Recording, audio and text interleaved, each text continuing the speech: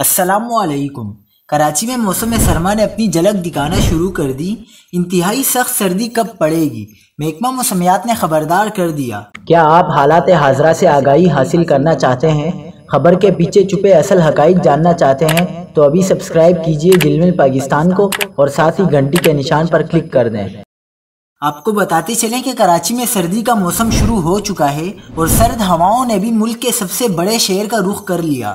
شہر قائد میں صبح اور رات کے وقت ہلکی سرد ہوائیں چلنا شروع ہو گئی ہیں، جو آئندہ ماہ کے آغاز میں سخت سردی کا پیش خیمہ ہو سکتی ہیں۔ محکمہ موسمیات نے پیشنگوئی کی ہے کہ کراچی میں دسمبر کے پہلے ہفتے سے سردی کی شدت میں اضافہ ہو سکتا ہے۔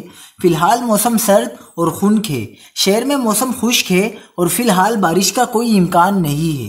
شہر میں صبح کا درجہ حرارت 18 سے 20 ڈگری سینٹی گریڈ ہے، جو جیسے جیسے دن گزریں گے بتدریج گرتا جائے گا۔ محکمہ موسمیات کے مطابق آج صبح شہر کا درجہ حرارت 20 ڈگری سینٹی گریڈ ریکارڈ کیا گیا۔